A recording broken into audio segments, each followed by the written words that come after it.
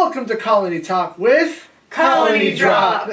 I'm your boy Zap, a professional stage ninja, and today we're here with both Darian Spider and The Queen of Space. and we were lucky enough to be one of the select cities in the United States to be able to go and see Mazinger Z Infinity in theaters. I've got a long history with giant robots. Queen of Space has a long history with some giant robots too. I have very little history with giant robots. But that's a good thing.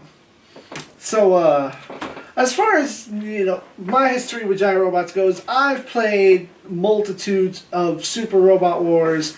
I've seen, dozens upon dozens of giant robot shows, but I haven't seen Mazinger Z. I haven't bothered to sit down and watch Mazinger Z, ever. I've seen remakes, I've seen spin-offs, but not the proper show itself, all 79 episodes of it. Yeah, I know, it's not like nowadays, oh, you get 13 to 26. Nah, 79, and just go. I, again, don't know anything about Mazinger specifically, except through pop culture knowledge, but I am extensively well-versed in that era of mecha. I was really into Giant Robo, really hardcore. In fact, you're gonna see my pants. Oh no, pants! I even have my Von Vogler box DVD box set right here. I love this era overall. Like when I got into anime, I had a lot of people that made me watch a lot of 70s anime.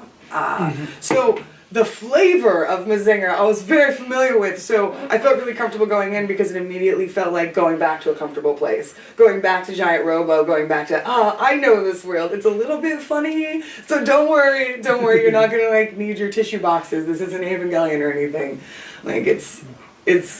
It's comfortable, and I once felt like, yes, let's do this. Well, with my experience with Mazinger is literally being told we're going to go see a giant mecha robot movie, and I was like, sounds like a fun day. Or evening, for that matter. Yeah. The anime style is definitely very much in the, Robotech for me, and, in that type of era of giant robots type stuff. So I was actually really impressed with it. It was really, really well done. I really enjoyed it. So since this was your first giant robots from the 70s, even if this movie was a direct sequel to the events that happened in the original 70s anime. It went through, Mazinger Z's era. It went through Great Mazinger. We didn't see any Grendizer, so Grendizer can go sit in the corner. I don't like him anyway. Mm-hmm. But how did you feel about just the movie itself? What happened in the movie? How you feel? No, the movie was great. I love the fact that even though we missed the first 15 minutes due to theatrical problems, I still got the gist of the story. It went very well in showing that people had never watched it, what the history was, what was going on, and not felt like it was bogging you down at all. No, so it's not a lot of explanation, but enough to get you enveloped in the world of Mazinger, and just kind of like that. I had a few questions here and there, like why did this happen, and then you or the Queen of Space would answer for the lore of the whole thing. So I thought that was really good, and it shows a really good film animation studio and writing team, knowing that some people may not know what this stuff is, and filling you in so you're still a part of the movie experience. I didn't know a lot of that stuff, and that so-and-so was this, but the flashbacks were just enough that you were like, oh, the girl with the baby used to be the heroine from the original series, and honestly, it all just made me want to go back and watch the show, because I was like, wait, here's a guy that gets the girl, and they're like, that never happens in the next show. First of all, people never get married. Second of all, they never breed, they never make it that far. Third of all, we never get to see the character pregnant, ever. And third of all, she's running around, she's all about swollen. to get in the robot. She's like, I'm gonna go pound the robot and save my man! that was great. But it was a really serious story about a really like big bad robot, but at the same time, it was like every 15 minutes, like right on cue. Like the guy with the silly robot would come running in, Boss, and do something ridiculous, and like there were only like 12 of us in the theater. They were probably all 30-year-olds, but the whole theater would just bust out laughing really, really loud, and that was just like the right punctuation of like having a really good time. Right. Even not catching that specific reference, there was enough there for you to be like, oh wait, no, I understand this joke as it is. Yeah, just as it is, and I'm sure that if and when I go back and watch the series, when I see the references, they'll be funny like a second time. It doesn't even like feel like it's going to ruin it or spoil by knowing what happens in the future. You're just going to go back and get even more out of it when you go watch the series and then the movie again. Yeah. Then it's just like, I agree with both of you. Just as far as like the story itself went, it was great. I could take it at face value, but once you hit a certain point, when you're getting to the almost Gurren Lagann levels of pile up upon pile up on pile up of the power ups. Yeah. I feel like they really missed an opportunity for some massive fan service with a lot of crossover. This is like the whole Infinity thing is like there's. What am I looking? I want to say like don't want to say dimensions, but probably dimensions. The other storylines and timelines had a moment to have cameos. Yeah. And I can see why they chose not to do it. Because like, no, this is Mazinger Z's story. This isn't everybody's story. Yeah, this isn't that. So that little bit of fan service would have been the big pop, but it, someone could have been like, no, that really took away from it. It's like I was on board and then I fell off because that was too much. Who are all these other guys? And they might have not wanted it to take away from exactly. Mazinger Infinity. Yeah. But yeah, I agree. That could have, like in those Sentai Toku, like when the Power Rangers and the Kamen Riders get together, team up movies, and everybody comes out all crazy. Yeah. But how about how about I stutter a whole lot like I always do, but like even for old designs, how did you feel about the machines themselves and the monsters? Because those, I'll just tell you now, those stood the test of time. Those designs, like some of those initial monsters that they fight, have carried over from each individual series as like just the recurring themes. Like the giant clown monster machine. That's been in something, right? Almost every single one of those monsters has been in, a monster of the week. The headless guy and Baron Ashra have both been. They both exist across the other Mazinger shows. Nice. I loved those designs for those villains. Those were so good, and it's like the biggest like finger to cosplayers ever to be like, you know what? This character's head is never attached to their body. I want to see a cosplay that. Like, I swear they're doing this to us on purpose. Just do big shoulder pads and carry around a soccer ball. Then Baron Ashra is, the half and half brother and sister situation. The robots, like, they're so corny that they remind me of the really early Super Sentai, like, dudes in the suits. Yeah. Like, I kept expecting to see little zippers on the back of the animation. It was too. And, like, I loved it because I love that era and that camp. Like, that's what I love about Giant Robo. It's, like, super serious, but it has this, like, really silly veneer. It's, like, a drama about clowns. Wait, that's just RuPaul's Drag Race. Oh! I love that show. No, again, but they were so silly and fun, and I loved everything because there's nothing. Okay, look, if like a xenomorph is coming at you, that's terrifying, like little mouth coming out. But like it's a giant green shuriken with a smiley face and it's coming out of the sky and it's ripping the roof off of your house. I am way more terrified of that. Like way more terrified. There's definitely some silly nightmare fuel. What? Huh? Yeah. Oh, I'm scared now.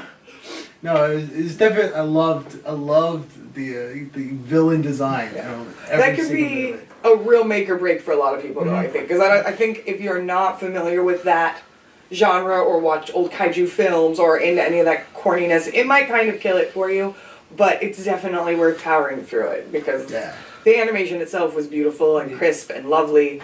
Yeah, it's nothing beats the boss. Yeah, and even you know these with all the new way that a lot of anime can end up looking the same through certain studios.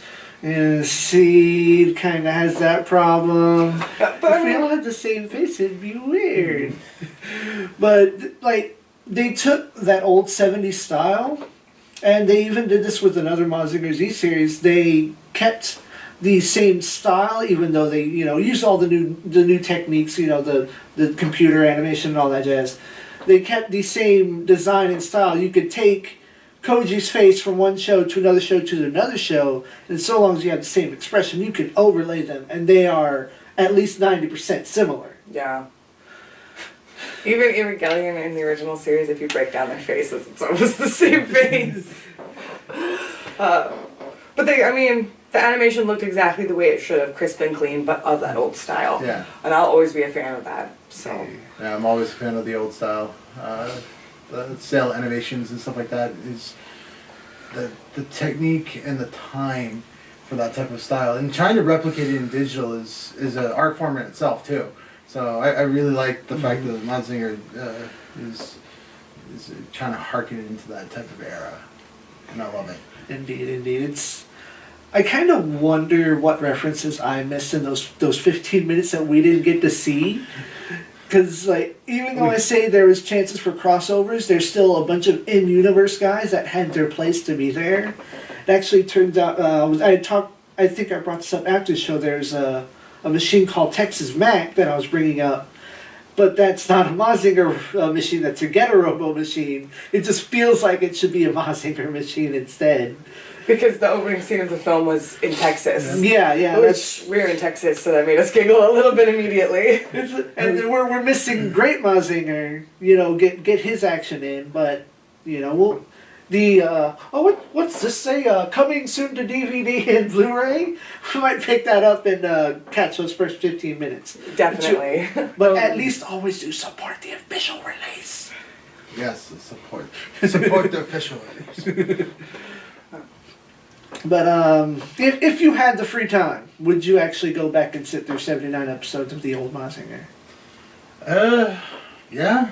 No, it's definitely on that list of things that I should, and I probably will. It entirely depends on how painful the dub is. Because to be fair, I have a lot of work to do, so to ingest a new series, I typically have to watch the dub first while I'm working. And then if I'm interested enough, I'll go back and watch it in subtitles with my full attention.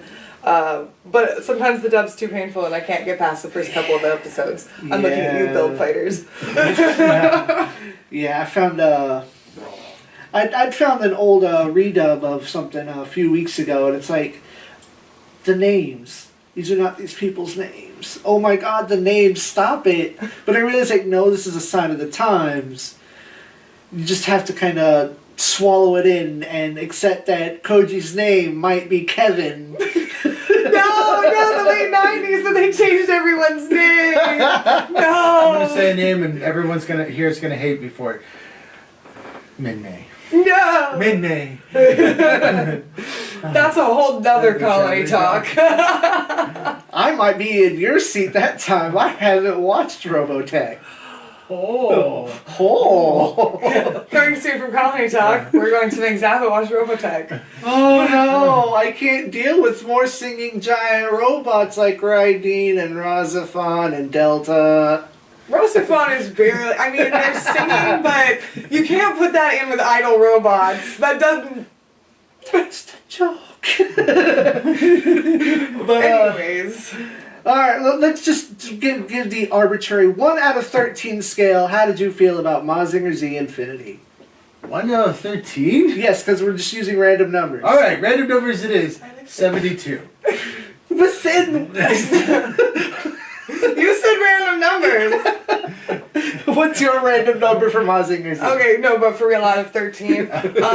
It was pretty tropey, it was pretty bland. I kind of knew what was going to happen, so personally, I can only give it like a 7. It was good. It went in my tummy, it was delicious.